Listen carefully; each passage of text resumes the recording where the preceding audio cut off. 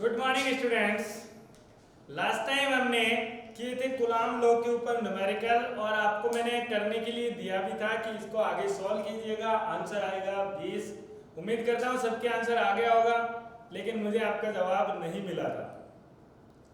तो मुझे आगे जब भी आप पढ़ते हो तो उसका जवाब चाहिए। चलिए, कल हमने एक क्वेश्चन किया था जिसका आंसर मैं बताने जा रहा हूं और वो क्वेश्चन हमने यहाँ पे छोड़ा था कि 8/20 प्लस एक्स का whole square that is equal to 2/x square. 8/20 plus X square is equal to 2/x square और हमें x की वैल्यू फाइंड आउट करनी थी। तो x की वैल्यू फाइंड आउट करने का सबसे आसान तरीका क्या होगा? देखो, आप लोग क्या करते हो, इसको सॉल्व करने लग जाओगे। पहले इसको ओपन करोगे, x स्क्वायर की क्वाड्रेटिक इक्वेशन बनेगी और उस इक्वेशन को आगे सॉल्व करोगे, तब जाके x की वैल्यू निकालोगे। उतना लंबा चौड़ा नहीं करना, सीधा सीधा करो। इसको इधर ट्रांसफर करो, इधर इसको ट्रांसफर करो, यानी क्रॉस मल्टीप्लाई। तो क्रॉस मल्टीप्लाई में हो जाएगा 8/2 is equal to 20 plus X बटे एक्स। इसके भी स्क्वायर था पूरे के और इसके भी स्क्वायर है, तो मैं टोटल स्क्वायर लगा सकता हूँ। अगर दोनों के स्क्वायर लगा दिया, इसको इससे कैंसिल आउट किया, बन गया 4 that is 20 plus x upon x और पूरे का होल स्क्वायर। अगर आप दोनों तरफ अंडर रूट लेते हो तो क्या होगा? दोनों तरफ वर्क करने पर अंडर रूट 4 बराबर 20 प्लस एक्स बटे एक्स और अंडर रूट 4 होता है 2, तो 2 बराबर हो गया 20 plus x upon x. X को इधर गुणा करो, 2x बराबर कितना हो जाएगा? 20 प्लस एक्स। इस एक्स को इधर लाओगे तो 2x माइनस एक्स बराबर 20 और x बराबर कितना आ जाएगा? 20, जो कि किसमें आ रहा था? सेंटीमीटर के अंदर। किसमें आएगा? सेंटीमीटर के अंदर आएगा। अब ये क्वेश्चन हमने कुछ इस तरीके से किया था कि a बिंदु है और यहाँ पर b बिंदु है। A और B के ऊपर जो आवेश था उसके बीच में दूरी थी 20 और यहाँ से x से दूरी पर हमने C बिंदु लिया था जिस पे हमने आवेश माना था। क्लियर है? अगर आप इसको इधर नहीं मान करके इधर मानते हो तो वैल्यू क्या आएगी? यहाँ पर आएगी, जो कि क्या हो जाएगी? अलग हो जाएगी। और वो आएगी कितनी? अगर आप इधर मानोगे तो आपको वैल्यू मिलेगी 40। कितनी मिलेगी? 40। क्यों मिलेगी? क्योंकि देखो, यहाँ पे आप x मान रहे हो a से और a से x का मान होता है 40। क्यों? क्योंकि इधर भी a से x का मान कितना हो रहा है? 40। क्लियर है? चिन्ह चेंज हो जाएगा, बाकी सब कुछ सेम रहेगा और आंसर वो का वही रहेगा। a से 40 सेंटीमीटर दूरी पर ही आवेशित आवेश रहेगा। क्लियर है? चलिए, जिससे नहीं हुआ वो इसको कर लीजिए। आगे चलते हैं हम। कूलाम लॉ पढ़ रहे थे। कूलाम लॉ के ऊपर कुछ महत्वपूर्ण बिंदु है कूलाम लॉ के, वो आपको ध्यान में रखना बहुत जरूरी है। और कूलाम लॉ के महत्वपूर्ण बिंदु क्या है?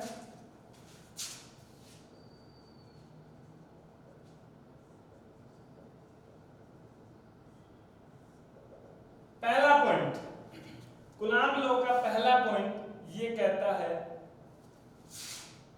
कि हमेशा कूलाम लॉ जहां भी अप्लाई करोगे वहां पे आवेश हमेशा बिंदु आवेश होने चाहिए। यानी आवेश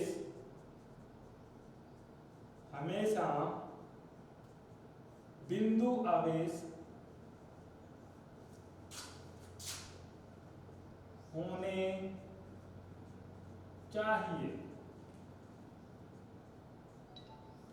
दूसरी बात देखिए, अगर यहां पे जो भी बल लगेगा वो विद्युत बल होता है और विद्युत बल होता है तो अगर एक बिंदु आवेश यहाँ पे रख दिया, एक बिंदु आवेश यहाँ पे रख दिया, दोनों बिंदु आवेशों को अगर पास पास रख दिया तो आपको पता है एक और बल होता है जो इन दोनों के नाभिकों के द्वारा लगाया जाएगा और उसको बोलते हैं नाभिकीय बल। और नाभिकीय बल बहुत प्रबल होता है, इसलिए अगर इनके मध्य दूरी एक निश्चित होनी चाहिए कूलाम के अनुसार, और वो दूरी है कि कूलाम के अनुसार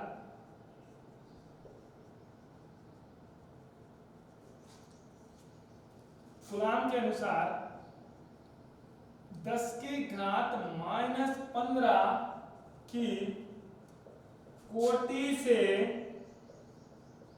नीचे की दूरियों पर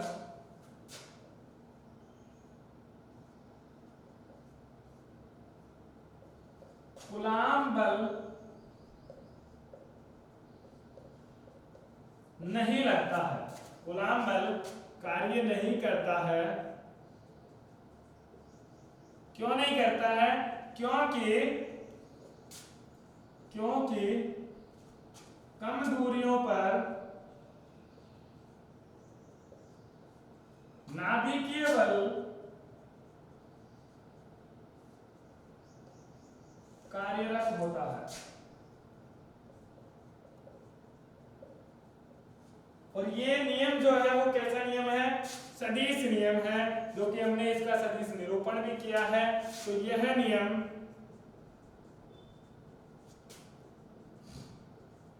सदिश नियम है, यह नियम सदिश नियम है। और भी बहुत सारी बातें हैं जो कि अपने जब जब काम आएगी तब तक हम करते रहेंगे। बाकी ये कुछ इंपॉर्टेंट बातें थी जो हमने कर ली। ये था कूलाम का नियम। और हमने कूलाम के नियम पे न्यूमेरिकल करे, सदिश पे अगर न्यूमेरिकल आ जाता है कि कूलाम के सदिश नियम जो दिया था हमने, उस सदिश निरूपण वाले पे अगर न्यूमेरिकल आ जाएगा तो किस तरीके से करना है, चलिए एक न्यूमेरिकल करते हैं जो कि आपका सदिश नियम पे है। इसको उतार लीजिए एक बार। चलिए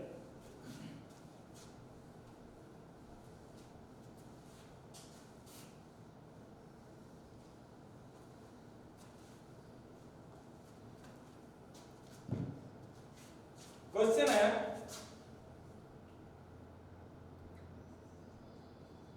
दो आवेश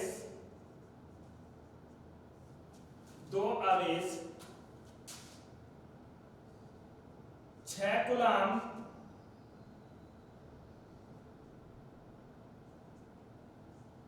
तथा 3 कूलाम तथा 3 कूलाम, 6 कूलाम तथा 3 कूलाम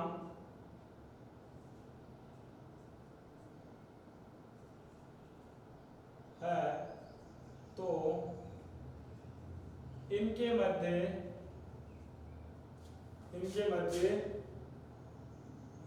विद्युत बल कितना लगेगा? विद्युत बल कितना लगेगा?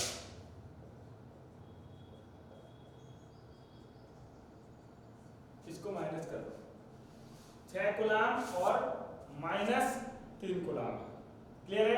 क्वेश्चन कुछ इस तरीके से दिया हुआ है कि दो आवेश दे रखे हैं 6 कूलाम और 3 कूलाम, और दोनों के कोष्ठक में कोई संख्या लिखी हुई है, वो संख्या क्या है मुझे नहीं पता, और इनके मध्य विद्युत बल आपको निकालना है।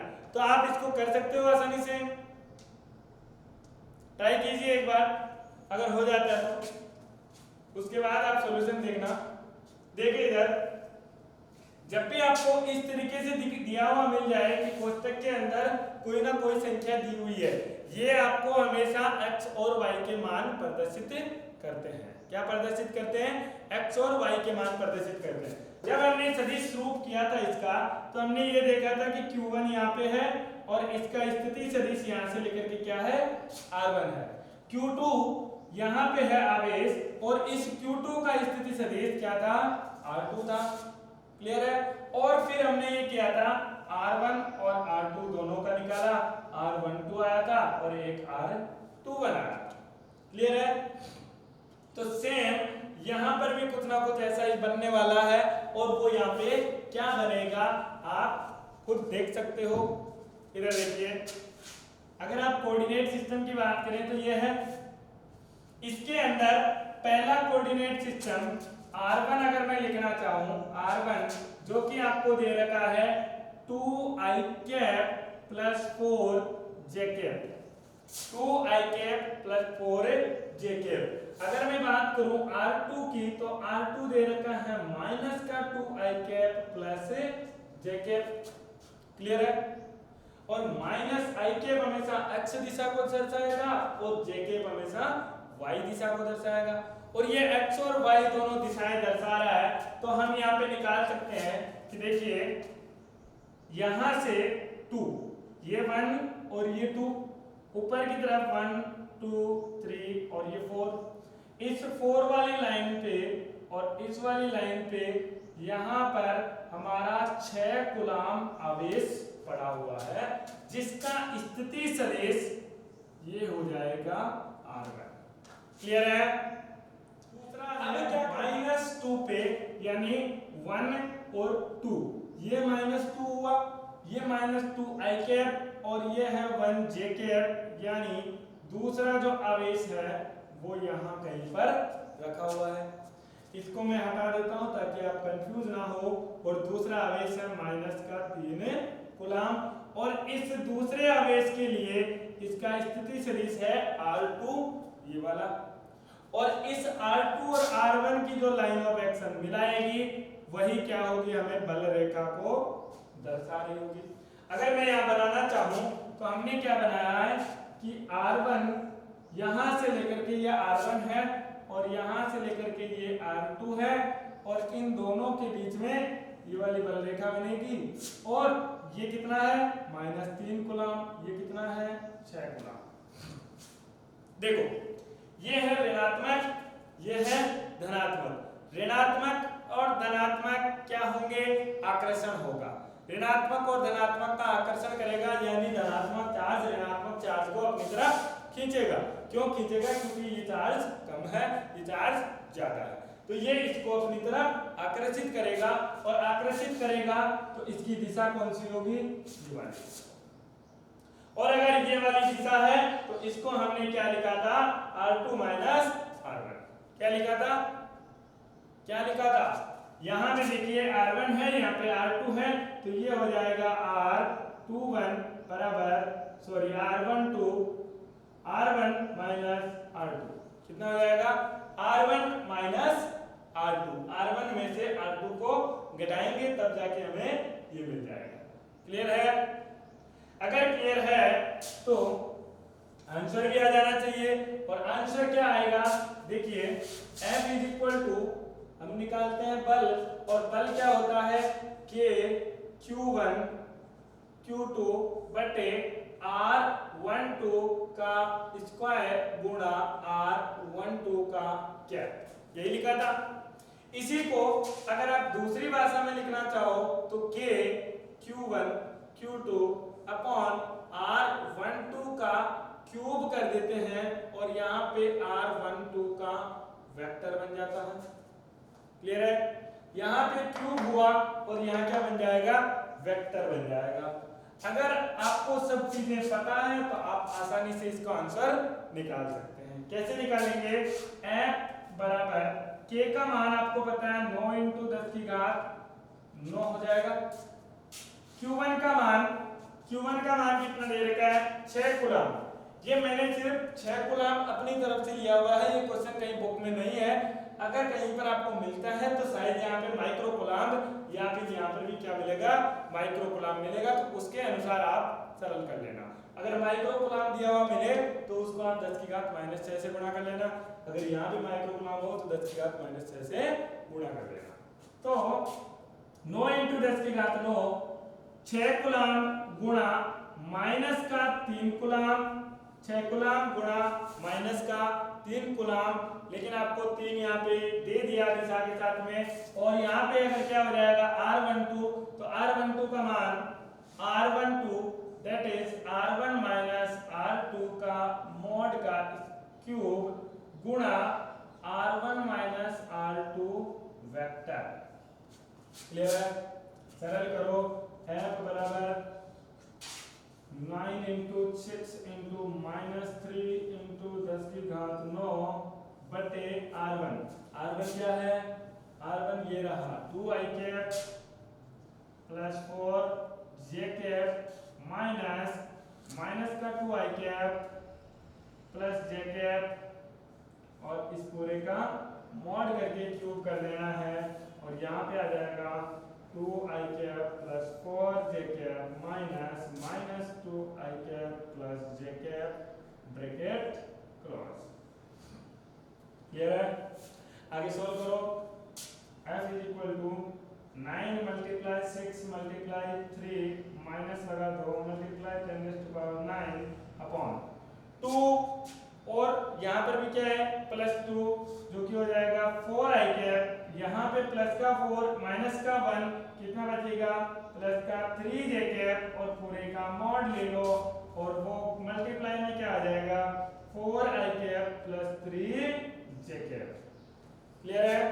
आगे सोल्व करते हैं इसका, इधर देखना आगे सोल्व करेंगे f is equal to 9 multiply 6 multiply 3 upon 4 का स्क्वायर होता है 16, 3 का स्क्वायर होता है 9 और 3 स्क्वायर 4 स्क्वायर 9 का क्या कर देंगे हम अंडर रूट निकाल के फिर करना है आपको क्यूब और मल्टीप्लाई में 4i cap plus 3j cap.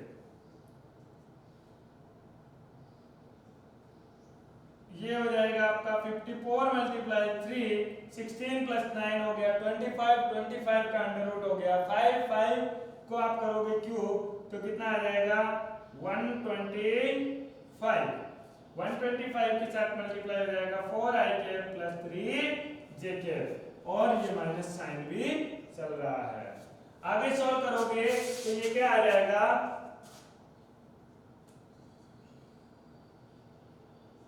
162 upon 125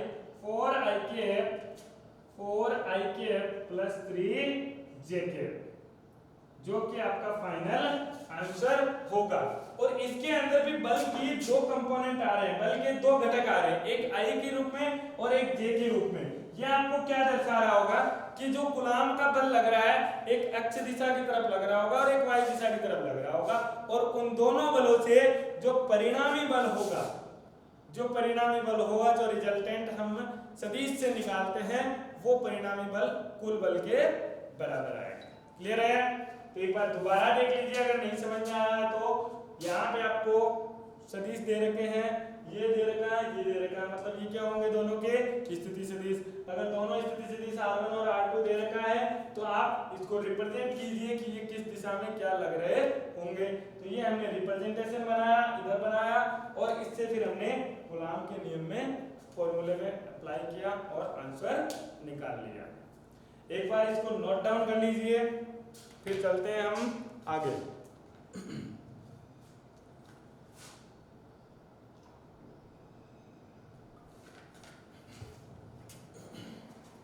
चलिए, ये था सदिश का रूप। अब बात आती है कूलाम के नियम में जो बल लग रहे हैं, ये तो हमने बात करी कि दो ही बल है। अगर बल दो से ज्यादा हो गए तब क्या होगा? आवेशों का मान अगर ज्यादा हो गया, सपोज किसी भी सिस्टम के अंदर 4-5 आवेश उपस्थित है तो चारों 500 आवेश के कंडीशन में क्या होगा, उसके लिए हम उपयोग में लेते हैं कूलाम के सदिश नियम का अध्यारोपण का सिद्धांत। अध्यारोपण का सिद्धांत प्रिंसिपल ऑफ सुपरपोजिशन हर जगह अप्लाई होता है और अध्यारोपण का सिद्धांत क्या कहता है कि जितने भी बल लग रहे हैं उनको किसी एक बिंदु पर अध्यारोपित कीजिए और उन सब का टोटल निकाल करके देख लीजिए किस दिशा के अंदर आपका बल लग रहा है। तो हेडिंग लगाइए अध्यारोपण का सिद्धांत। कूलाम बलों का अध्यारोपण।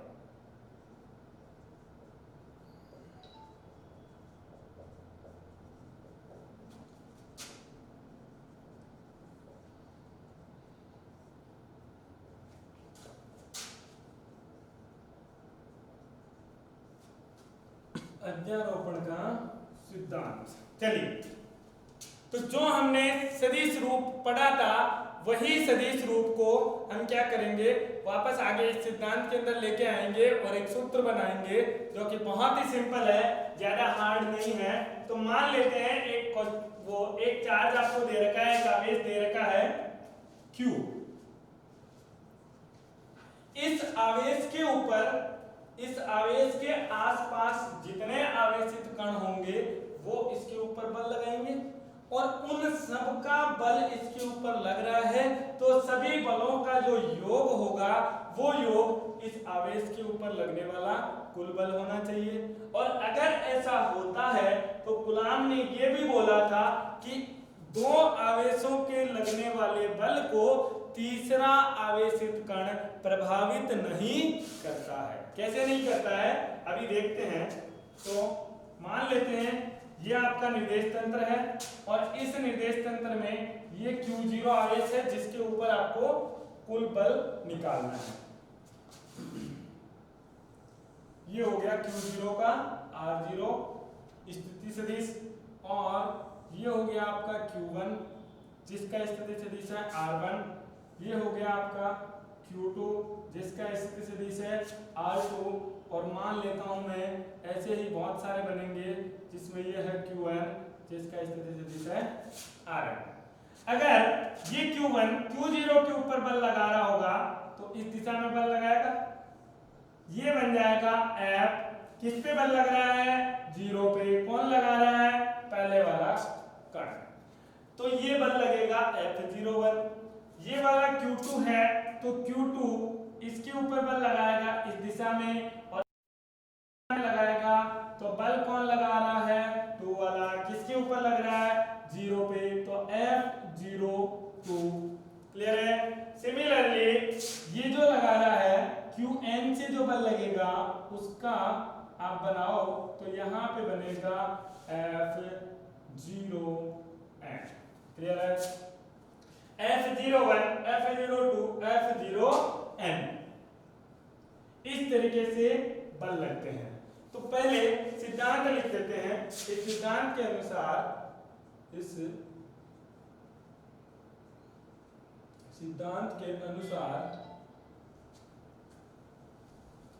किसी बिंदु पर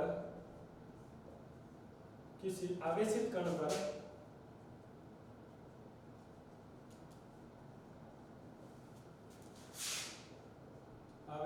पर दूसरे आवेशित कणों के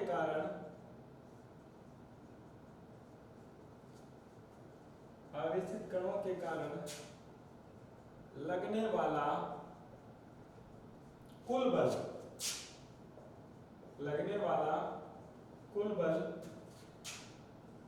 सभी कणों के कारण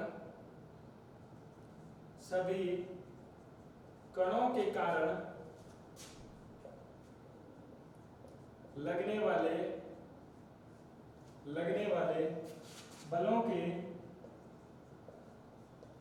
वाले बलों के सदिश योग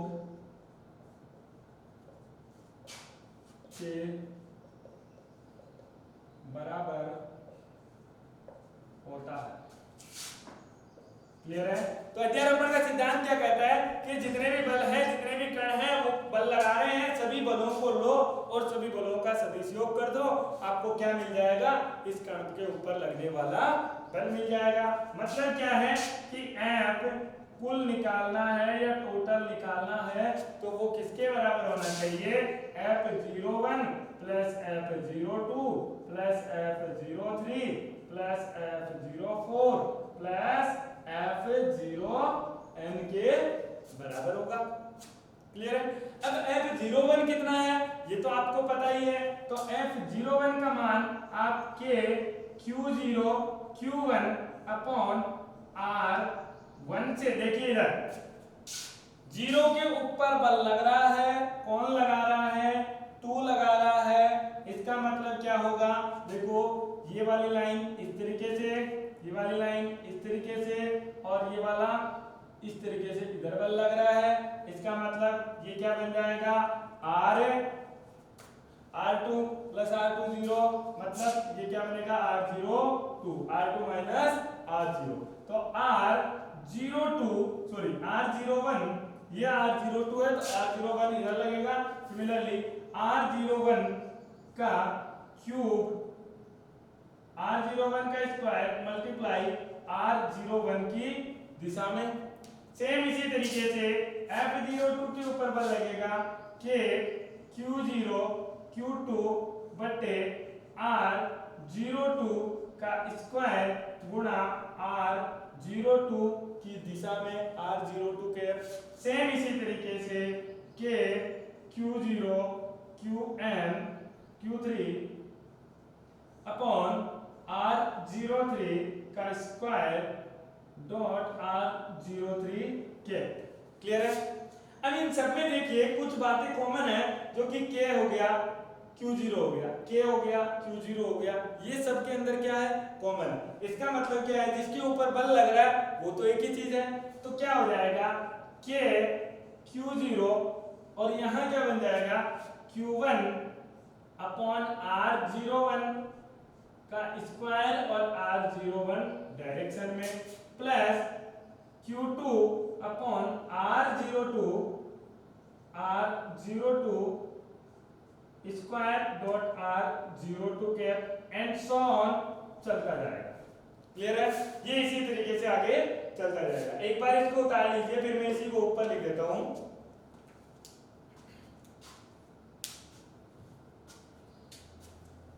ओके, चलिए इसको अगर आपको छोटे रूप में लिखना है तो कैसे लिखेंगे? F टोटल जो लग रहा है सदिश बल लगेगा, ध्यान रखना, ये क्या हो जाएगा K नियत है और Q0 भी नियत रहेगा, मतलब सेम रहेगा, ये परिवर्तित नहीं होगा। परिवर्तित क्या हो रहा है? देखिए Q1 Q2 R1 R2 ये चीजें परिवर्तित हो रही है, तो हम क्या कर रहे हैं K गुणा Q0 समेशन, ये किसके लिए यूज होता है? योग के लिए यूज होता है समेशन r i बराबर 1 से लेकर के i बराबर n तक जाएगा, और उसके अंदर क्या होगा qi बटा r0i का स्क्वायर गुणा r0i की दिशा में। क्लियर है? देखिए जब 1 होगा i बराबर, तो यहाँ क्या होगा 1, यहाँ क्या होगा 1, यहाँ क्या होगा 1, और पहली टर्म बन जाएगी। अगर यहाँ पे 2 होगा i बराबर 2 लोगे तो दूसरी टर्म बन जाएगी। इसी तरीके से आगे चलता जाएगा, और हमारे पास में एक मिल जाएगा अध्यारोपण के सिद्धांत से कुल बल ये होता है। इस अध्यारोपण के सिद्धांत के ऊपर बहुत सारे न्यूमेरिकल सॉल्व्स होते हैं, जैसे आपने पढ़ा ही होगा कि ट्रायंगल का लॉ होता है एक, और एक आपका आता है इसके ऊपर स्क्वायर के ऊपर वर्ग का दिया होता है कि वर्ग के चारों कोनों पे अगर कूलाम q कूलाम आवेश दिया गया है तो किसी भी कोने पर कितना आवेश उपस्थित होगा या आवेश के कारण कितना बल उसके ऊपर लगेगा। वो सब आप किससे सॉल्व करोगे? अध्यारोपण के सिद्धांत से। और अध्यारोपण का सिद्धांत कुछ भी नहीं है, सभी के बलों को निकालो और उस बिंदु पे लाओ, और उन बिंदुओं को उन सब बलों का क्या कर देना है? सदिश योग कर देना है। नेक्स्ट क्लास में हम इसके न्यूमेरिकल के ऊपर बात करेंगे कि किस तरीके का न्यूमेरिकल होता है और किस तरीके का न्यूमेरिकल आ सकता है। तब तक के लिए थैंक यू।